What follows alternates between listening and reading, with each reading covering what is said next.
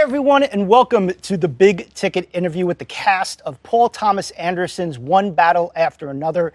My name is Eric Davis, and Leo, I'd love to come to you first. You know, you work with some greats, man. I mean, Spielberg, Scorsese, Nolan. I'd put Paul Thomas Anderson alongside all of those guys, 100%. I think he's one of the great filmmakers of our time, and I know you've wanted to work with him for a long time. What was the film of his that you watched where afterwards you were like, yeah, I got to do something with this guy? I think it was Boogie Nights. We talked about that film early on, but he really established himself as one of these sort of visionary directors of his generation, and he's also a writer-director.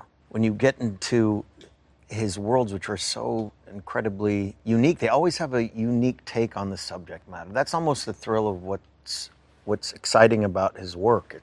There are very few filmmakers that have such unexpected decisions, and you know, this film was one I think he's been developing for almost 10 years now, all the way back to, you know, the last administrations. This had been brewing in his mind, and it's definitely politically charged, and it's a reference to sort of counterculture revolutionaries of the late 60s, but what would happen if that was happening today? Yeah. You know, combined with the next generation of young people and how they would react to our actions.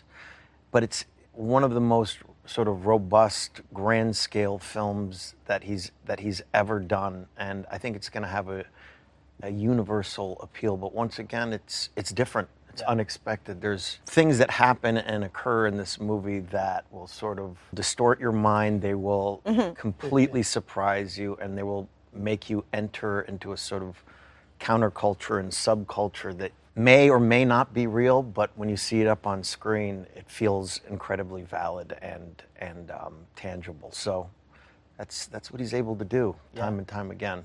For sure. You know, in this film, speaking of revolutionaries, there's a group called the French 75. Yeah. What can you quickly say about who they are, what they're about, what are they fighting for? They're loosely based on the Weather Underground from the late 1960s, which is sort of a mixed race group of people that was fighting against, you know, civil rights, Vietnam at the time. But what if we transpose that into modern times? And the story of that is, you know, people that were speaking out for what was right, people that were speaking out for justice, but went too far.